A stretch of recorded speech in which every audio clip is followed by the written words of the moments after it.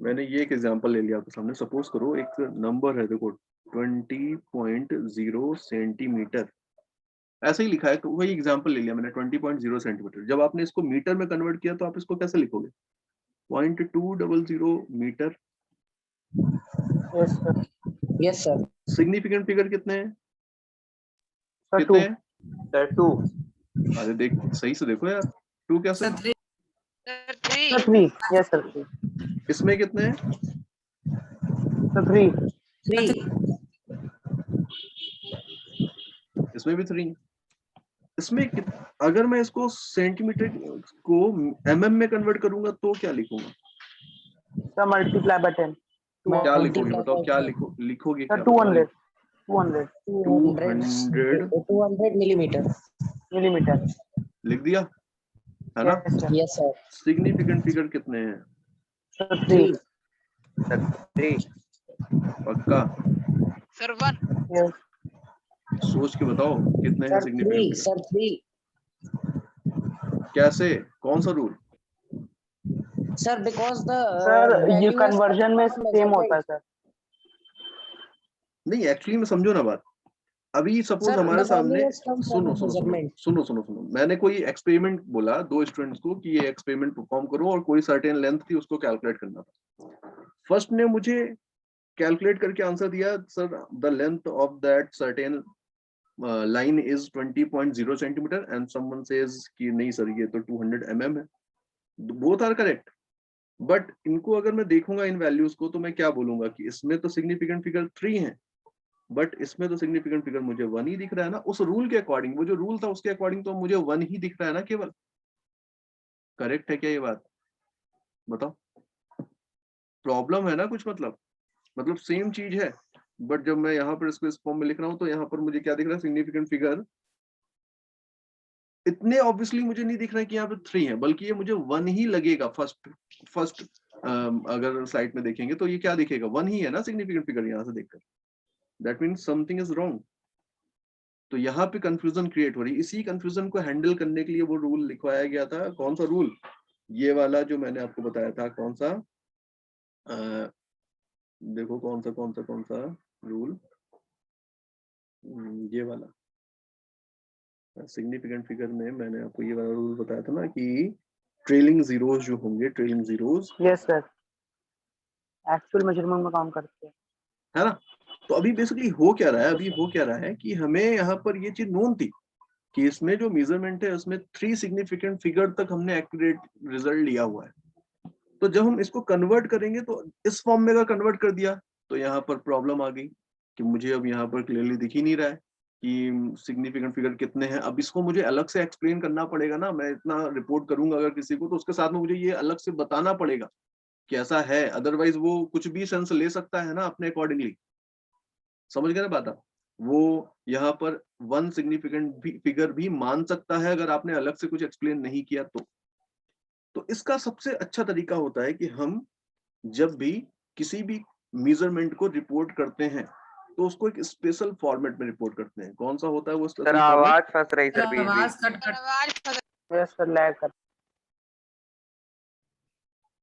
अच्छा, तो उसका जो बेस्ट वे है रिपोर्ट करने का वो ये है कि जब भी हम कुछ भी ऐसा करें, एक क्वांटिटी को दूसरी फॉर्म में कन्वर्ट करें या कुछ भी ऐसा करें, तो हमें उसको इस फॉर्मेट में लिखना चाहिए। कैसे लिखना चाहिए? हमें उसको इस फॉर्मेट में लिखना चाहिए कि ये इक्वल होगा ऐसे, ठीक है ना? या फिर ये इक्वल होगा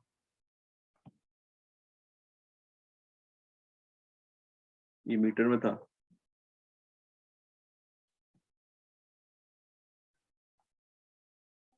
समझ रहे हैं आप बात? ठीक है क्या? सर जब हम इसको इस तरह से रिपोर्ट करेंगे। हाँ हाँ हाँ बोलो। सर यहाँ आपने 10⁻⁻² से मल्टीप्लाई करा है, पर फिर भी सर आपने वो मीटर की वैल्यू लिख दी सर, वो गलत हो जाएगा। क्या क्या क्या कह रहे हो? अच्छा, सर मैंने आपने यहाँ 0. पर ओके ओके, नहीं हाँ नहीं नहीं, सर, मैं इसको करेक्ट कर रहा हूँ, ये 20.0 लिखा है मैंने। ठीक है, अब ठीक है, ओके। यस सर, तो अल्टीमेटली यहाँ पर हम रिवर्स ऑर्डर में पढ़ रहे हैं कॉन्सेप्ट को कि बेसिकली हमें कन्वर्जन इस तरह से ही करना होगा जिससे कि नंबर ऑफ सिग्निफिकेंट फिगर उस वैल्यू में चेंज ना हो। समझ रहे हैं ना, समझ रहे हैं बात? यस हम सर। इसको ऐसे रिपोर्ट नहीं कर सकते, क्योंकि जब हम इसको ऐसे रिपोर्ट करेंगे तो उसके साथ में हमें ये एक्सप्लेन भी करना पड़ेगा, हमें एक एडिशनल लाइन भी वहां पर आगे फॉरवर्ड करनी पड़ेगी, अदरवाइज उसका कोई भी वहां पे एम्बिग्युइटी आ रही है। समझ गया बात? ठीक है क्या? तो हमने रिवर्स में लॉ पढ़ा है यस सर। बेसिकली। एक्चुअलिटी क्या है कि हमें रिपोर्ट करना, तो ये हमारी रिस्पॉन्सिबिलिटी है कि हम ऐसे कन्वर्ट करें जिससे कि number of significant figures change ना हो। तो अल्टीमेटली पॉइंट क्या है? पॉइंट यही है कि हमने जो सिग्निफिकेंट फिगर ऑलरेडी किसी मेजर्ड वैल्यू में देखे, वी नो दैट कि उसमें से एक लास्ट वाला जो है that is doubtful digit, and बाकी सारे जो हैं वो डिजिट्स हैं जो सर्टेन है। तो ये पॉइंट आगे भी प्रोपोगेट होना चाहिए, दैट मीन आगे भी जिसके पास भी वो वैल्यू पहुंचे, जिसको हम रिपोर्ट करेंगे आगे वैल्यू, उसको ये इन्फॉर्मेशन पता चल जानी चाहिए कि इसमें से ये वाला जो डिजिट है ये डाउटफुल है।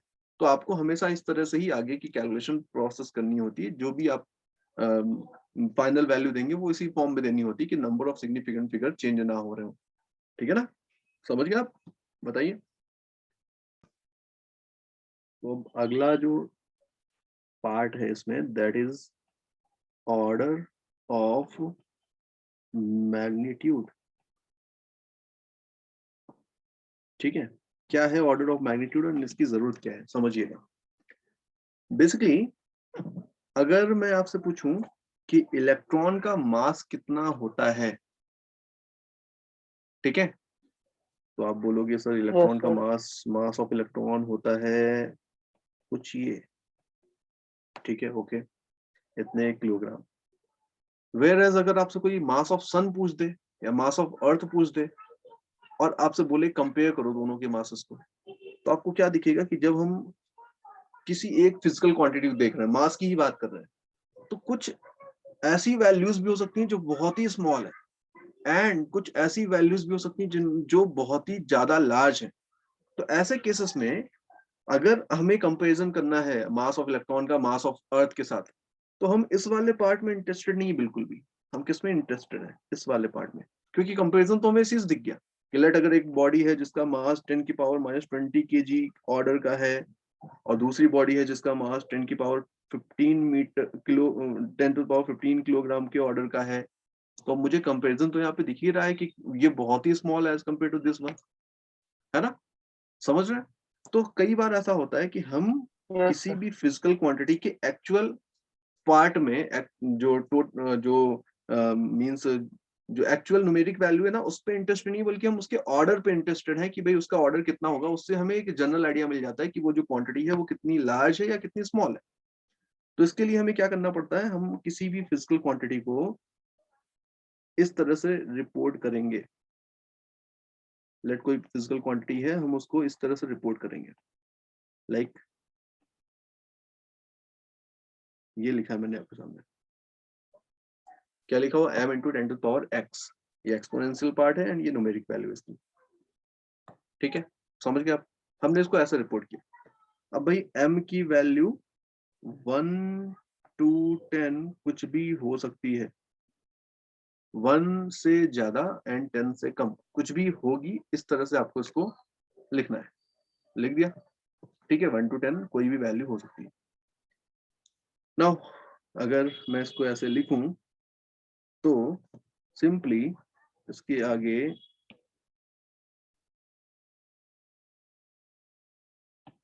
ये जो m है, ये जो m है,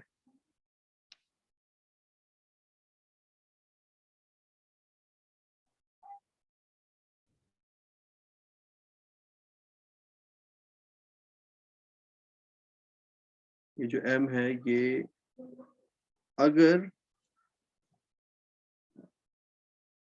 देखिए ये जो m है अगर ये 5 से कम है या जस्ट 5 के इक्वल है, कितना?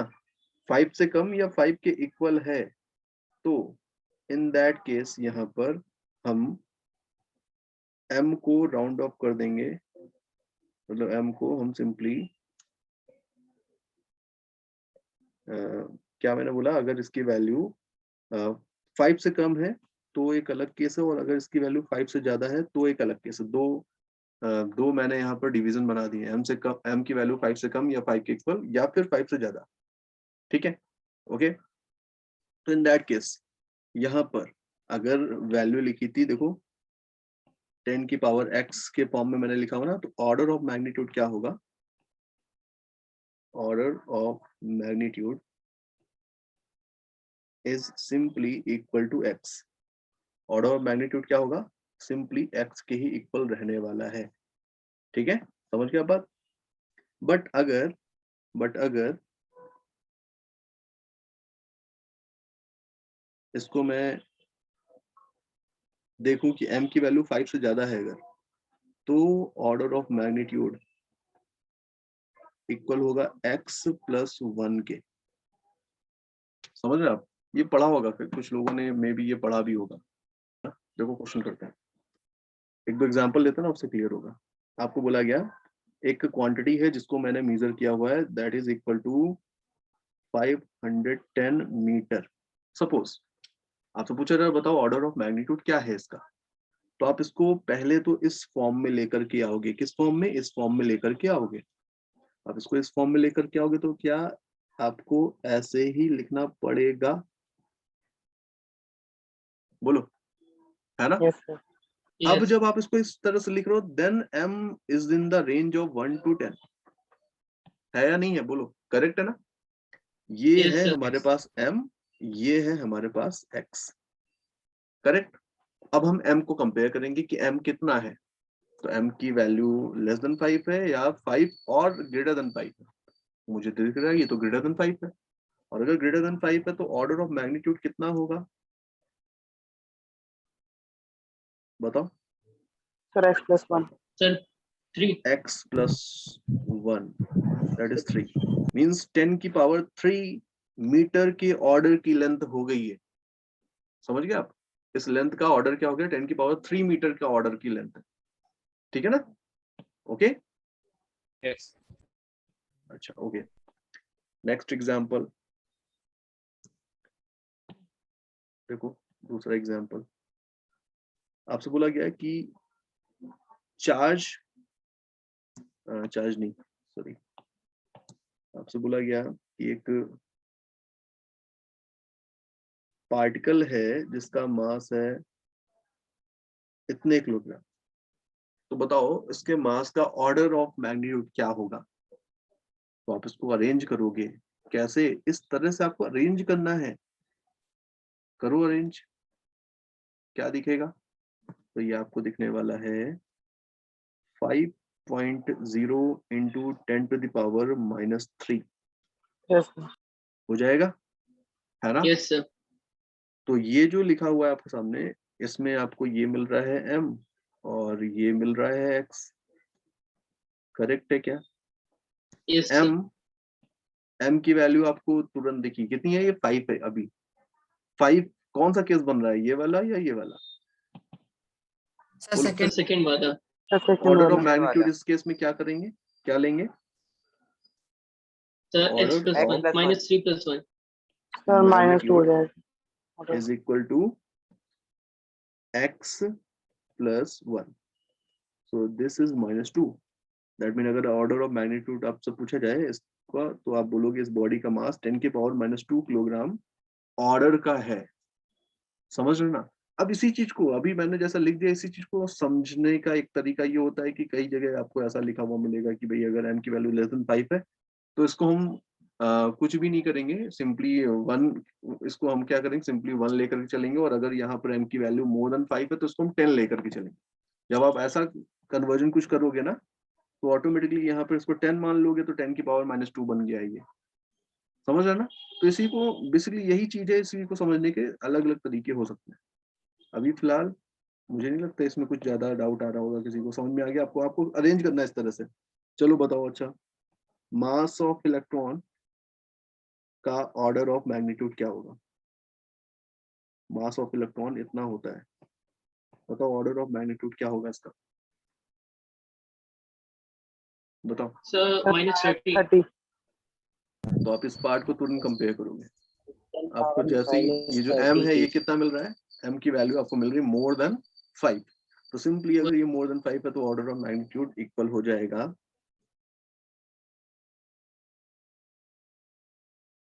-31 + 1। ठीक है क्या? बताओ। ठीक है? Yes, okay. कितना आ रहा है? 30। तो 10 की पावर -30 किलोग्राम ऑर्डर का मास होता है इलेक्ट्रॉन का, ऐसा आप रिपोर्ट कर सकते हैं। ठीक है? ऐसे ही बताओ, अर्थ की रेडियस होती है, कितनी होती है अर्थ की रेडियस बताओ एक बार? 6400 किलोमीटर अप्रोक्सीमेटली ये होती है वैल्यू। ठीक है? बताओ ऑर्डर ऑफ मैग्नीट्यूड क्या? बोलो, मीटर में बताना है आपको आंसर। तो आप इसको ऐसे लिखोगे, ऐसे लिख सकते हो, दिस इज 6.4 इंटू 10⁶ मीटर, ऐसे लिख सकते हो। जब आप ऐसे लिख रहे हो तो ये yes, है Yes, sir. 7. m को कंपेयर किया, 5 से ज्यादा है, तो ऑर्डर ऑफ मैग्नीट्यूड कितना हो जाएगा? 7. सो 6 + 1 7। तो 10 की पावर 7 मीटर ऑर्डर की रेडियस होती है अर्थ की, ऐसा आप बोल सकते हो। तो जनरल आइडिया हमको मिल रहा है ना केवल ऑर्डर से ही, हम उसके आगे वाले पार्ट को इग्नोर कर दे रहे हैं। सिंपली हमें उससे जनरल आइडिया मिला जा रहा है कि ये कितनी लार्ज है ये वैल्यू या कितनी स्मॉल है। समझ गया बात?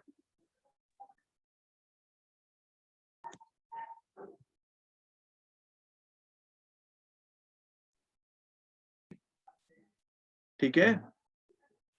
yes, Yes, sir. Yes, sir.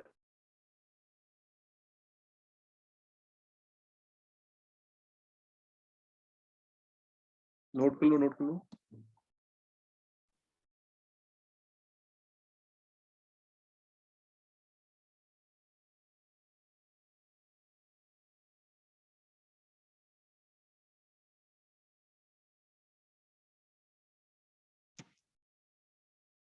क्या बोला गया आपसे कि एक बॉडी होगी कोई जिसका आपको मास गिवन है, मास इक्वल है 5.74 ग्राम। ठीक है? कितना है? 5.74 ग्राम है। वेयर एज जो वॉल्यूम है वो हमें गिवन है 1.2 सेंटीमीटर क्यूब। आपसे डेंसिटी पूछी जा रही है, डेंसिटी कितनी होगी, तो आपको पता है कि डेंसिटी इक्वल होता है मास अपॉन वॉल्यूम। मास आपको ये दिख रहा है, वॉल्यूम आपको ये दिख रहा है। बताइए आंसर क्या आएगा? आंसर बताइए सब लोग अपना अपना जल्दी से। हाँ बोलो, जब आप इसको सॉल्व करोगे 4.78 4.7 ग्राम पर सेंटीमीटर क्यूब. देखो, आप जब इसको सॉल्व करोगे तो ये आपको ऐसा दिख रहा होगा, जिसने सॉल्व किया उसको ऐसा दिखा होगा कुछ, यस सर है ना? ऐसा कुछ दिख रहा है, Yes, sir. 4.783 Yes, bar. sir. But अभी यहाँ पर रूल लगेगा एक, कौन सा? जो हमने कल लास्ट में पढ़ा था एकदम, कौन सा रूल? ये वाला। ठीक है ना? कि सिंपली वी नो दैट कि जब हम कैलकुलेशन करेंगे तो मल्टीप्लिकेशन या डिवीजन के केस में जो रिजल्ट आएगा उसमें नंबर ऑफ सिग्निफिकेंट फिगर उतने ही होने चाहिए जो इन दोनों में से दोनों टर्म्स में से जिसमें मिनिमम है उतने ही होने चाहिए। तो यहाँ पर अगर देखें तो इस रूल को लगा रहे हैं, इन दोनों क्वांटिटीज को देखा तो इसमें 3 सिग्निफिकेंट फिगर थे, इसमें 2 थे, है ना? बोलो, यहाँ पर सिग्निफिकेंट sir. फिगर 3 थे, Yes, यहाँ पर sir. 2 थे। अब अगर ऐसा है तो रिजल्ट में, फाइनल रिजल्ट में सिग्निफिकेंट फिगर कितने होने चाहिए? Sir, 2. 2. 2 सिग्निफिकेंट फिगर, मतलब यहीं तक आ जाएगा, खत्म, इसके आगे नहीं होना Yes, चाहिए sir. कुछ भी। Yes, Yes. sir. हमें राउंड Yes, ऑफ करना पड़ेगा इसको 1 डेसिमल प्लेस तक। Sir, 4.8. अब आप इसको जब राउंड ऑफ करेंगे तो जब आप यहाँ से ड्रॉप कर रहे हैं ना, 8 से आगे का सब कुछ ड्रॉप कर रहे हैं, तो जब आप इसको ड्रॉप करोगे तो बेसिकली क्या बनने वाला है ये? तो आप बोलोगे कि ये 4.8 हो 4.8. जाने वाला है। तो आंसर जो आप रिपोर्ट करोगे दैट विल बी 4.8 ग्राम पर सेंटीमीटर क्यूब। समझ गए आप? ठीक है? Yes, sir. तो बहुत सीधे से सिंपल से ये इस तरह के रूल्स लगते हैं। ठीक है, चलो एक क्वेश्चन और देखते हैं, ये आपको करना है। ठीक है, कैलकुलेट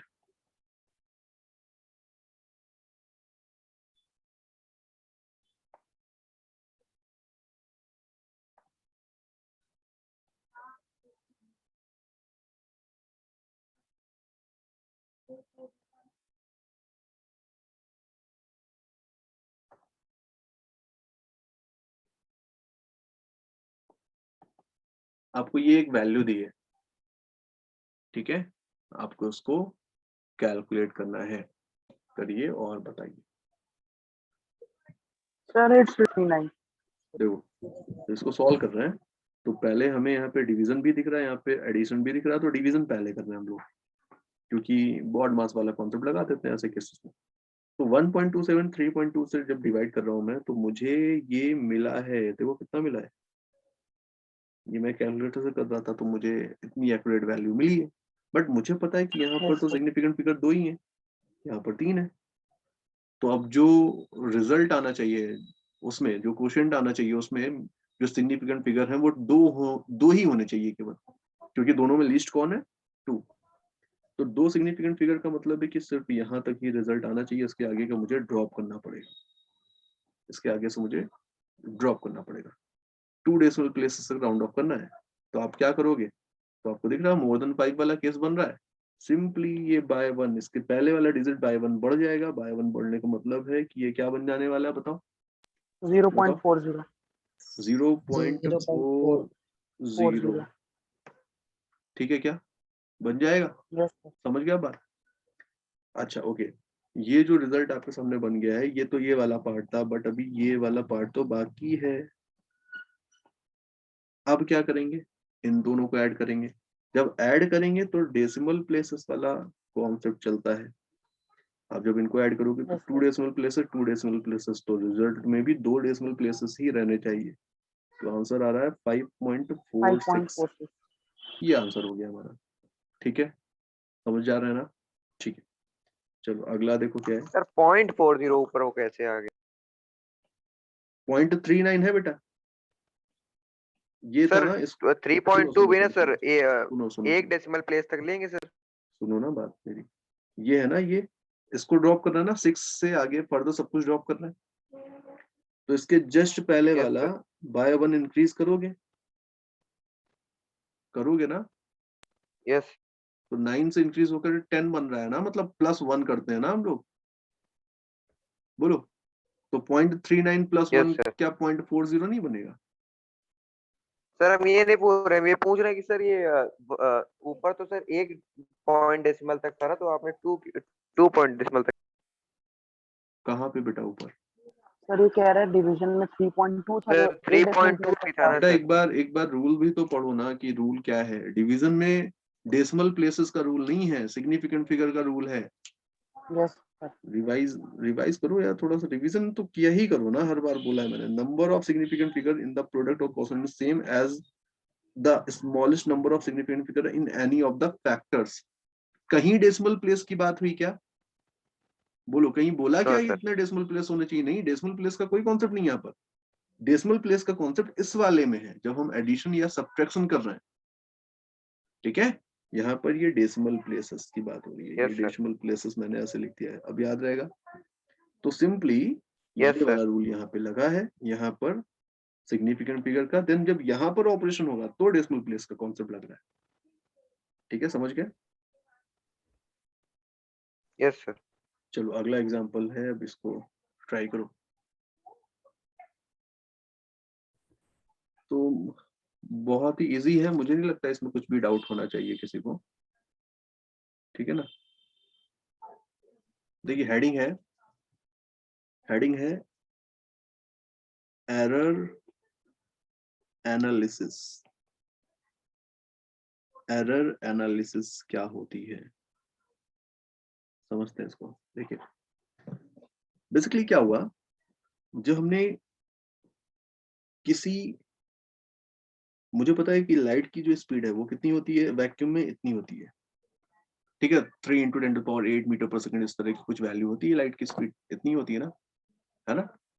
सपोज करो मैंने कोई एक्सपेरिमेंट परफॉर्म किया, उस एक्सपेरिमेंट के थ्रू मैंने लाइट की स्पीड कैलकुलेट की और मुझे वो मिली 3.1 into 10⁸ metre per second. Suppose इस तरह की कुछ वैल्यू मिल गई, दैट मीन कि मेरा जो रिजल्ट है उसमें कुछ एरर है, क्योंकि ट्रू वैल्यू तो ये है बट मेजर्ड वैल्यू तो ये है। बोलो, समझ रहे हैं ना बात? Yes sir. Yes sir. तो अब इसी को हम बोलेंगे कि एरर है, हमारे रिजल्ट में कुछ एरर है यहाँ पर, ठीक है ना। दूसरा एग्जांपल, मुझे पता है कि जो ग्रेविटी की वैल्यू है at earth surface other than poles 9.8 meter per second square है, ठीक है। सपोज मैंने एक सिंपल पेंडुलम की हेल्प से मैंने ग्रेविटी की वैल्यू कैलकुलेट करने का एक्सपेरिमेंट परफॉर्म किया, ठीक है, ठीक है बेटा। तो मैंने जब इसको कैलकुलेट किया तो मुझे ये वैल्यू मिली suppose 9.75 metre per second square. Calculate किया मैंने, मेजर किया, लेंथ मेजर की, टाइम मेजर किया, देन जी की वैल्यू निकाली, तो मुझे ये यही मिला 9.75। तो आपको दिख रहा है ना कुछ डिफरेंस है इन दोनों के बीच में? बोलो करेक्ट है ना ये बात? दोनों के बीच में कुछ डिफरेंस है। सो यस इस सर। केस में भी हम बोलेंगे कि हमारी Yes. रीडिंग में कुछ एरर है, ठीक है, समझ रहे हैं? यस तो सर। ये है एरर का बेसिक सा कॉन्सेप्ट कि अगर मेजर्ड वैल्यू में एंड ट्रू वैल्यू में कुछ डिफरेंस होगा, ठीक है ना, तो वो जो डिफरेंस है उसी को हम बोलेंगे एरर इन मेजरमेंट। तो आप इसको ऐसे डिफाइन कर सकते हैं, the difference between the true value and measured value of a quantity is known as error in measurement, is known as error in measurement। समझ गया बात? ठीक है। तो भाई एरर होती क्या है ये मैंने बताया। अब देखो एरर की कुछ क्लासिफिकेशंस हैं।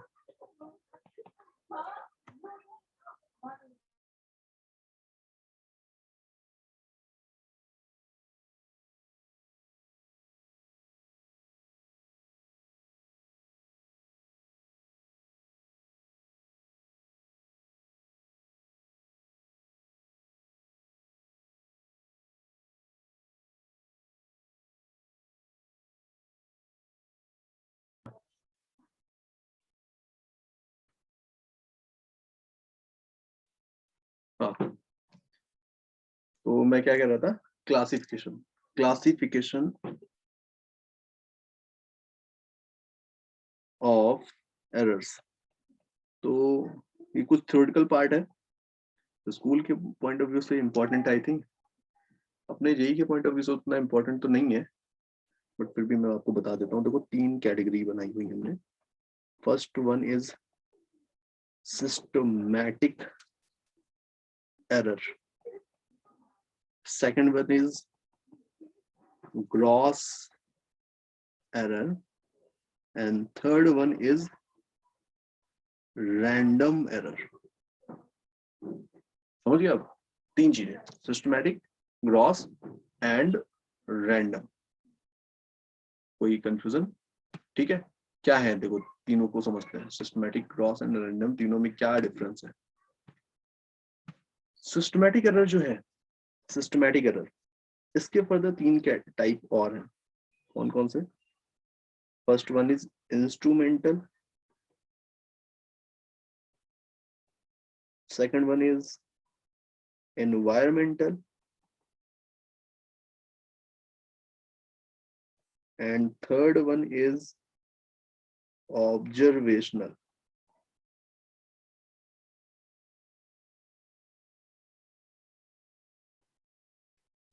इंस्ट्रूमेंटल, environmental and observational, ठीक है। ओके, क्या डिफरेंस है देखिए, समझते हैं तीनों के बीच में। ये तो भी हो गया, इंस्ट्रूमेंटल। देखो सपोज करो हम कुछ कोई एक्सपेरिमेंट परफॉर्म कर रहे थे, उस एक्सपेरिमेंट को जब हम परफॉर्म कर रहे थे तो हमने किसी इंस्ट्रूमेंट को यूज किया था। अब लेट ऐसा हो सकता है कि टेम्परेचर मेजर करना था हमें उस एक्सपेरिमेंट में, तो टेम्परेचर को मेजर करने के लिए हमने किसी थर्मोमीटर को यूज कर रखा है। किसी ऑब्जेक्ट का वेट मेजर करना था तो वेट को मेजर करने के लिए हमने किसी वेइंग स्केल का यूज कर रखा है, ठीक है ना। लेंथ को मेजर करना था तो किसी स्केल का यूज कर रखा है। तो डिफरेंट डिफरेंट क्वांटिटीज के लिए हमने डिफरेंट डिफरेंट इंस्ट्रूमेंट यूज किए हों मे बी। अब अगर वो जो इंस्ट्रूमेंट हमने यूज किए हैं उसमें ही कोई एरर है, फॉल्टी है इंस्ट्रूमेंट, ठीक है ना, उसमें कुछ मैन्युफैक्चरिंग फॉल्ट है या फिर किसी अदर तरह का फॉल्ट है, तो डेफिनेटली हमारा जो रिजल्ट आने वाला है या हम जो वैल्यू मेजर करेंगे वो एररनेस होने वाली है। करेक्ट है ना? बोलो, समझ में आ गई आपको बात? Yes. तो बहुत सीधी चीज यस है, sir. This error Yes, sir. Arises due to faulty instrument. तो फॉल्टी इंस्ट्रूमेंट की वजह से जो एरर आ रही है वो इंस्ट्रूमेंटल एरर। दूसरी चीज, दूसरा पॉइंट पे आते हैं, एनवायरमेंटल एरर कौन सी है? एनवायरमेंटल एरर क्या है समझना। सपोज करो हमारे पास एक सिंपल पेंडुलम है, आपको पता है सिंपल पेंडुलम की हेल्प से हम लोग जी की वैल्यू कैलकुलेट करने के एक एक्सपेरिमेंट भी परफॉर्म करते हैं, यस सर। ठीक है ना। अभी फिलहाल मैं एक सिंपल सा यहाँ पर आपके सामने पेंडुलम का डायग्राम दिखा रहा हूँ कि ये होता है पेंडुलम इस तरह का कुछ, और टाइम पीरियड इक्वल होता है 2 सर पाई वॉइस अंडर लैग रूट कर एल बाई रही जी। है। Voice lag.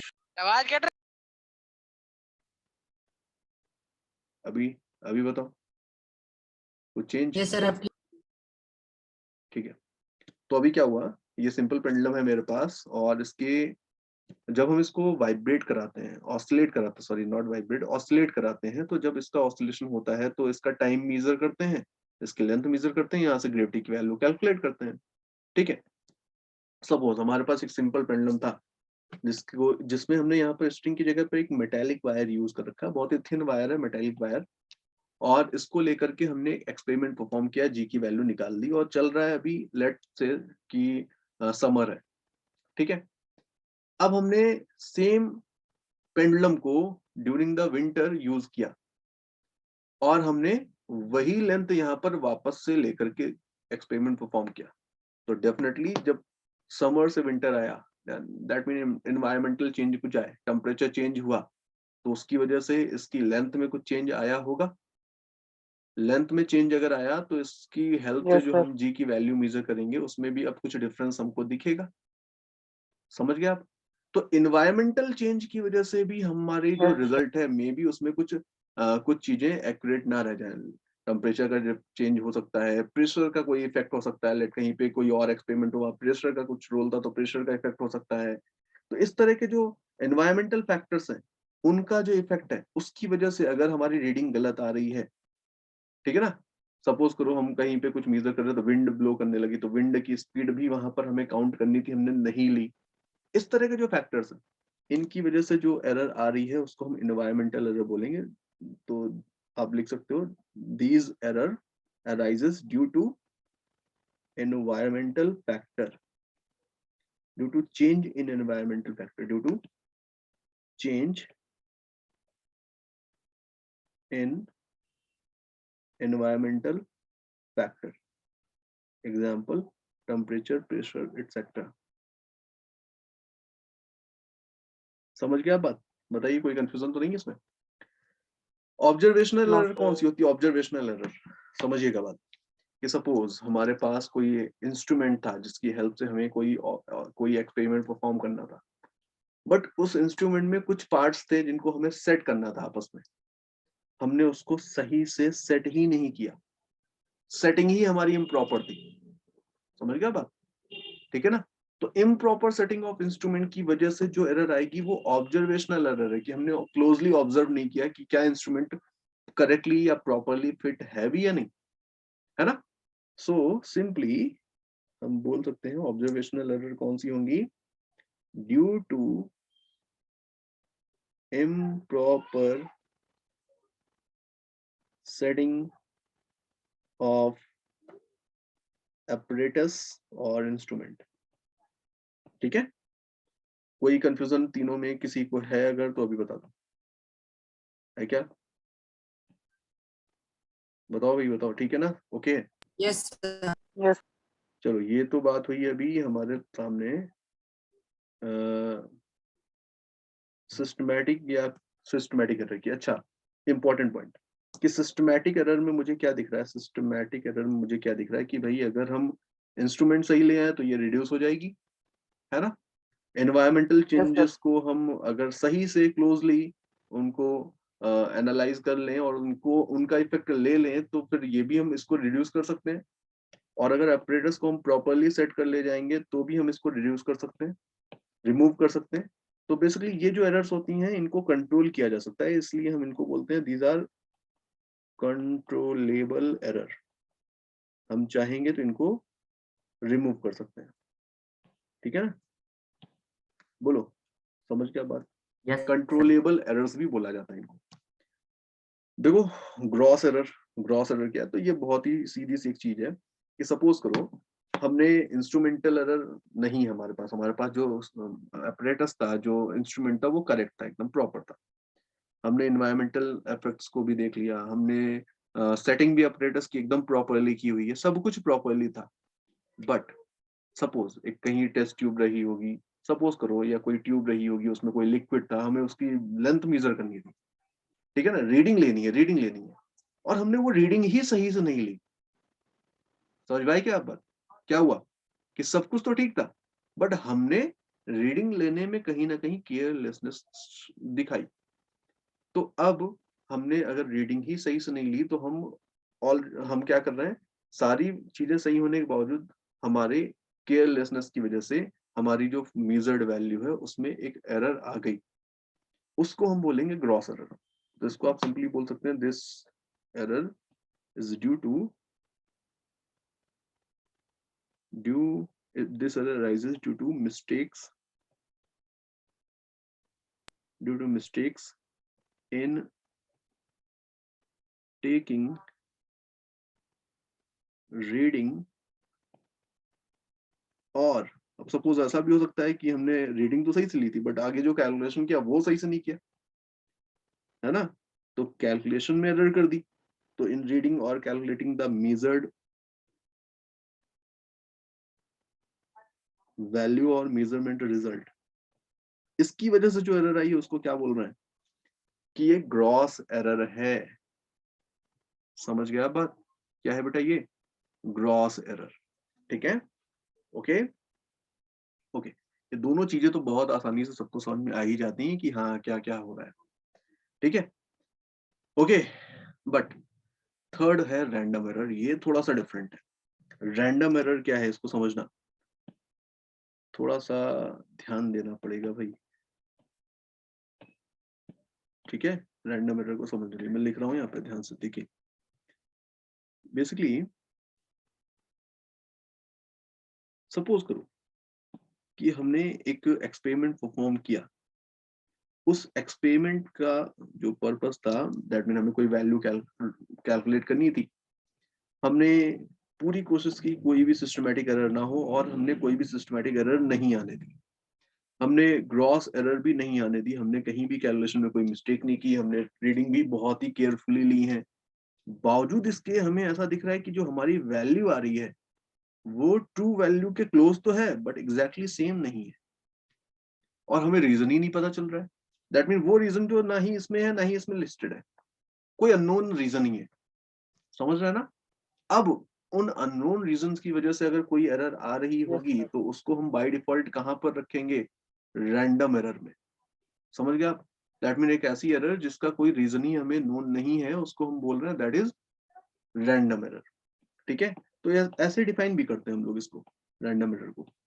These errors arises due to some unknown reason, ठीक है। ओके, अब अगर अननोन रीजन है तो ऐसा भी होता है कई बार कि आपने अगर ये चीज कभी देखा हो कि अगर सपोज करिए कोई वेइंग मशीन है आपके पास, आप कोई ऑब्जेक्ट लाइए उसको रखिए, ठीक है। तो वेइंग मशीन जो है मे बी फर्स्ट टाइम आपको कुछ वेट बताया उसका, नेक्स्ट टाइम सेम ऑब्जेक्ट का वेट सेम वेइंग मशीन कुछ स्लाइटली डिफरेंट बता दे, नेक्स्ट टाइम अगेन वो स्लाइटली डिफरेंट बता दे। तो अभी क्या हो रहा है, कुछ अननोन रीजन की वजह से ऐसा हो रहा है कि उसकी रीडिंग बार बार वेरी कर रही है। तो यहाँ पे भी ऐसा हो सकता है, रैंडम एरर के केस में भी ऐसा हो सकता है कि बेसिकली कि ये जो अननोन रीजन है इसकी वजह से हमें दिख रहा है कि जो हमारी वैल्यू है, जो मेजर्ड वैल्यू है वो ट्रू वैल्यू से डिफरेंट तो है ही, दैट मीन एरर तो है ही, और वो एरर भी वेरी कर रही है। मतलब कभी हमने देखा कि ये सपोज एक पर्सन था जो वेइंग मशीन में खड़ा होता है, उसका वेट जो है उसका वेट वेइंग मशीन दिखाती है 75.50 किलोग्राम फर्स्ट केस में। अगली बार जब वो खड़ा हुआ तो उसने दिखा दिया 74.20 किलोग्राम। अगली बार जब वो खड़ा हुआ तो उसने वेट दिखाया है 75.10 किलोग्राम। तो अब क्या हो रहा है, बार बार ये फ्लक्चुएशन है, इसमें एक स्मॉल फ्लक्चुएशन है ना। तो दे अकर, रैंडम एरर्स जो होती हैं उनके बारे में मैं लिख रहा हूँ, दे अकर irregularly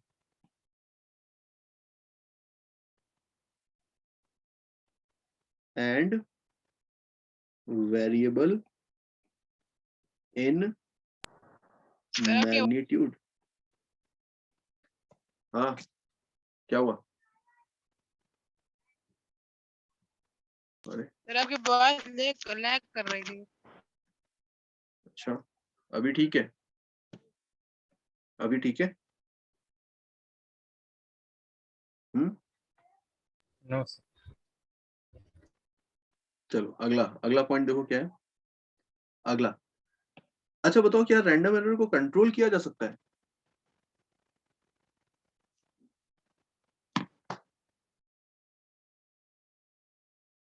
सर आपकी आवाज नहीं आ रही।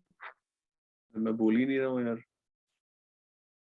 देखो मैंने क्या बोला, मैंने एक क्वेश्चन पूछा है बेसिकली।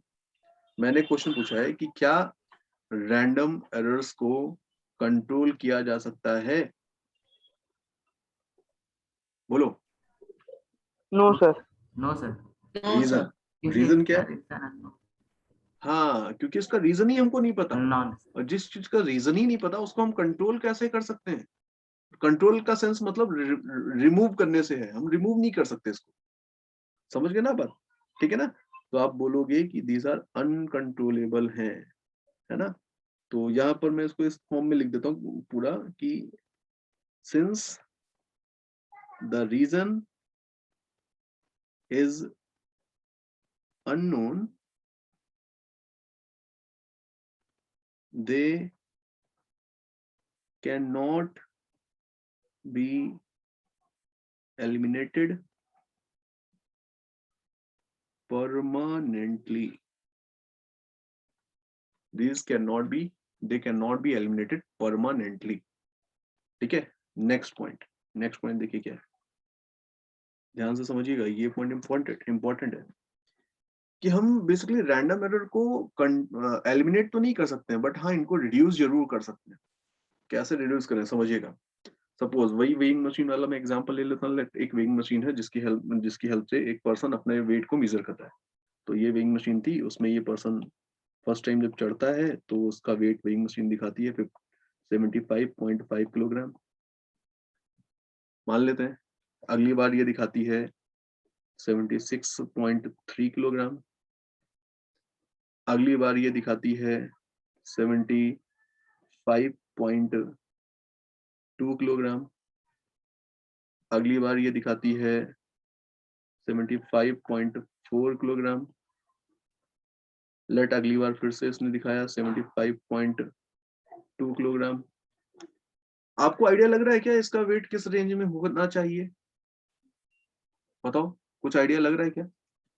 आपको आइडिया लग रहा होगा। सर 75 75.2 75.3 ये ज्यादा क्लोज वैल्यू होनी चाहिए आई थिंक। ऐसा है ना? ऐसा कैसे पता चल रहा है? हम इसके एवरेज को कैलकुलेट करेंगे और उस एवरेज से जो वैल्यू हमको मिलेगी Yes, वो sir, वैल्यू average कहीं ना निकालना। कहीं इसकी ट्रू वैल्यू के सबसे क्लोज होगी। ये लॉजिक हमारा बोल रहा है। बताइए, क्या आपको ये लॉजिकली साउंड कर रहा है क्या कि भाई एवरेज ले लो और जो एवरेज होगा वही मोस्ट sir. एक्यूरेट वैल्यू होनी चाहिए, है ना? उसी को हमें मोस्ट एक्यूरेट ट्रीट करना चाहिए। तो सिंपली यही पॉइंट लेकर के हम बोल सकते हैं कि भाई रैंडम एरर थी, हमें पता नहीं चल रहा था क्यों फ्लक्चुएशन हो रहा है, बट हाँ अगर हम ये रिपीटिशन बढ़ाते जाएंगे, सपोज अभी हम इसको और रिपीट करें और रिपीट करेंगे तो हमें दिखेगा कि भाई और रिपीट करने के बाद सपोज ये इतना आया, फिर इतना आया, फिर इतना आया, फिर इतना आया, समझ रहे ना? आप जितना रिपीटेशन बढ़ाते जाएंगे आपको दिखेगा कि अभी जो जो एवरेज वैल्यू आएगी ना इस बार, वो पहले से ज्यादा एक्यूरेट मानी जाएगी। समझ रहे ना? तो इसी को पॉइंट बना करके हम रैंडम एरर के बारे में ये प्रॉपर्टी एक लिखते हैं कि जो रैंडम एरर होती है इनको रिड्यूस जरूर किया जा सकता है। So random errors can be reduced by repeating the observation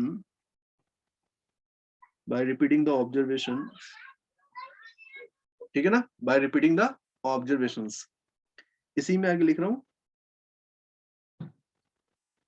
a large by repeating the observations a large number of time and taking the arithmetic mean of all the observations क्या हुआ, हमने जितनी ज्यादा बार हम इसको रिपीट करेंगे उतना ज्यादा हम इसकी ट्रू वैल्यू के क्लोज पहुंचेंगे। ये एक लॉजिक लगाते हुए यहाँ पर बोल दिया कि ऑब्जर्वेशन जितनी ज्यादा रिपीट किया जाएगा रैंडम एरर उतनी ही एलिमिनेट होती जाएगी। तो इसके बेसिस पे हम यहाँ पर एक ये पॉइंट जो है ना, ये पॉइंट इंपॉर्टेंट है। ये पॉइंट इस पॉइंट पे बेस्ड ऑब्जेक्टिव क्वेश्चन बन जाता है क्या, if the number of observations is made n times, then the random error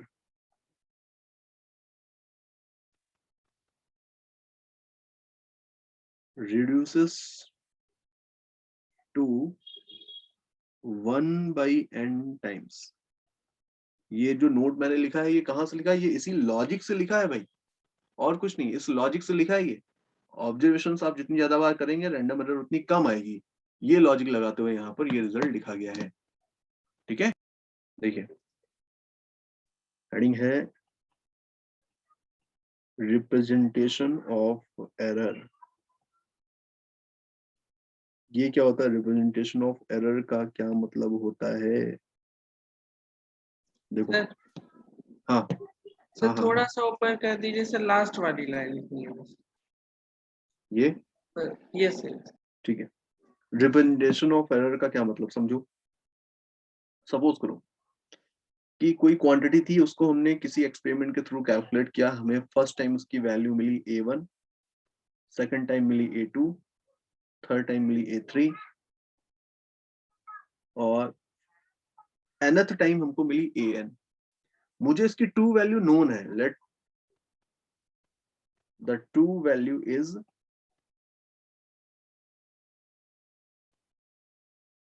तो आप जब फर्स्ट एक्सपेरिमेंट के बाद आप देखोगे कि आप ट्रू वैल्यू तो ये थी और आपने कैलकुलेट करी है ये, तो ये हो गई है ना एरर, बताओ ये एरर Yes, हो गई sir. ना। सेकंड बार जब आपने रिपीटेशन किया होगा तो आपको ट्रू वैल्यू तो पता है A है, बट आपने कैलकुलेट की हुई है A2, तो A minus A2 is the error in measurement, है ना। Yes, sir. ऐसे ही अगर मैं n टाइम्स ये परफॉर्म कर रहा हूँ तो nth टाइम जो मुझे एरर मिल रही है वो ऐसे लिखी जाएगी ना, in nth Yes, sir. Observation जो आपको एरर मिली है that is equal to A minus AN।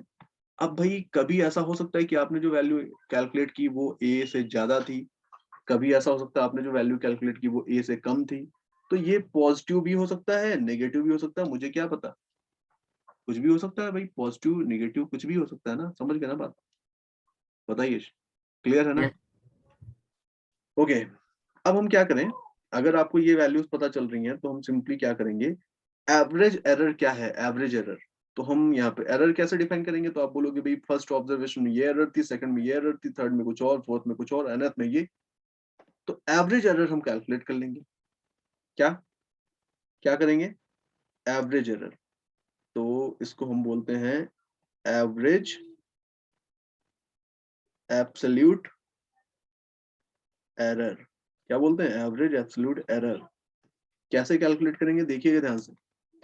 हमने यहाँ पर इनके मैग्नीट्यूड को ले लिया है, that mean mod of A1 mod of A2 इसी तरह से up to mod of AN। हर ऑब्जर्वेशन में मुझे जो एरर मिली उनके मैग्नीट्यूड्स को लिया और इनका एवरेज कैलकुलेट कर दिया। तो ये जो मुझे मिलेगा इसको हम बोलेंगे, देखो इसको इस फॉर्म में लिख रहा हूं मैं, सिग्मा ऑफ, आपने ये फॉर्मेट पढ़ा है क्या? Yes sir. Delta A I goes to 1 to n and 1 by n यहाँ पर भी। ठीक है ना, समझ गया बात?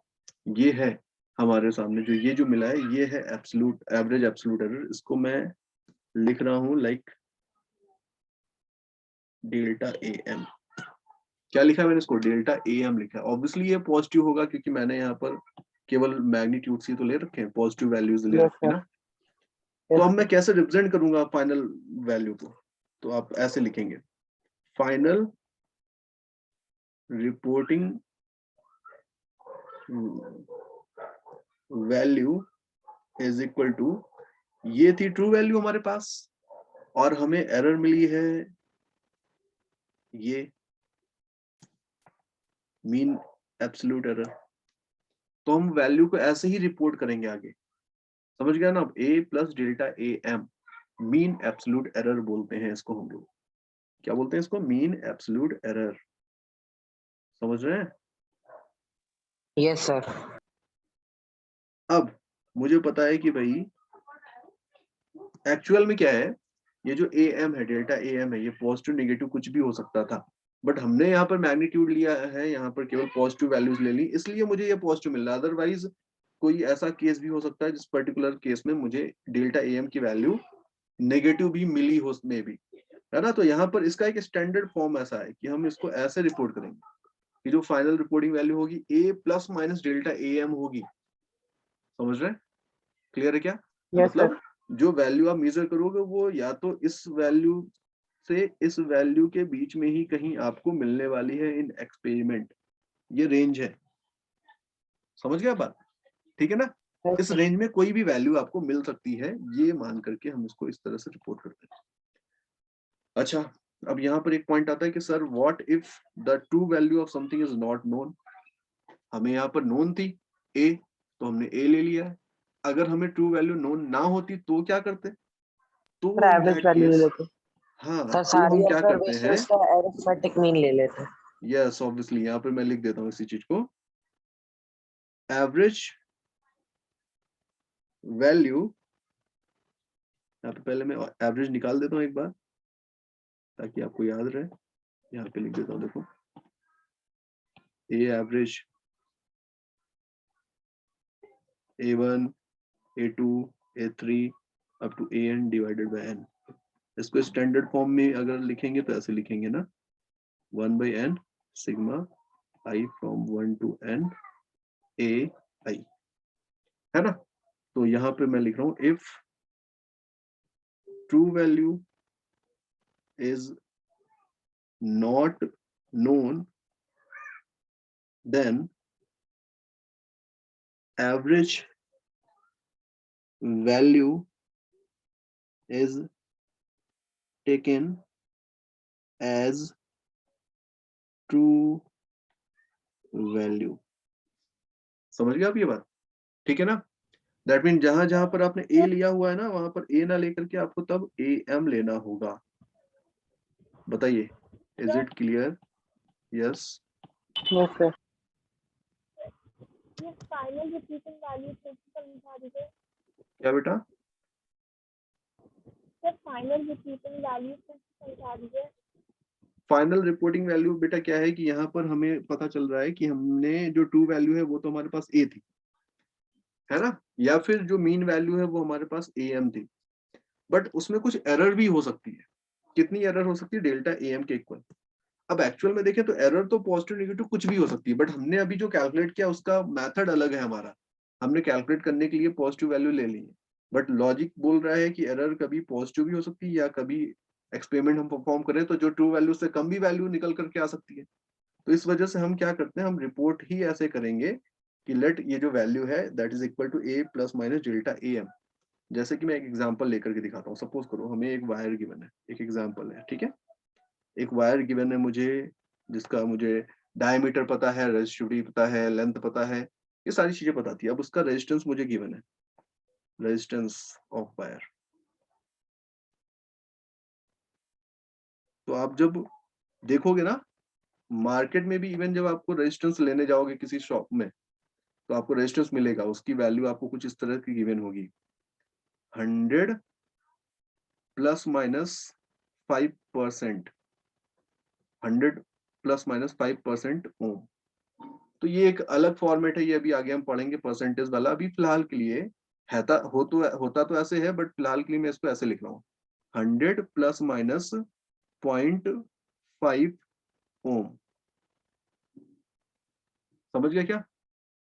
ठीक है ना, 100 प्लस माइनस 0.5 ओम मैंने ऐसे इसको लिख दिया है। Yes sir. ओके, ठीक है बेटा। तो अभी क्या हो रहा है, ये जो लिखा है हमारे सामने, ये दिखा रहा है कि ये जो रेजिस्टेंस है इसकी वैल्यू हमें कुछ भी मिल सकती है। जब हम इसको यूज करेंगे किसी एक्सपेरिमेंट के अंदर तो ये 99.5 ओम से 100.5 ओम तक कुछ भी रेजिस्टेंस ऑफर करेगा। हम इसको लेकर के श्योर नहीं एग्जैक्टली कि ये कितना रेजिस्टेंस ऑफर करेगा। समझ रहे हैं ना, इस रेंज में कुछ भी रेजिस्टेंस हो सकता है इसका। ठीक है, ओके। तो ये हमारा फाइनल फॉर्मेट होता है रिपोर्टिंग का। ठीक है बेटा, बताओ। यस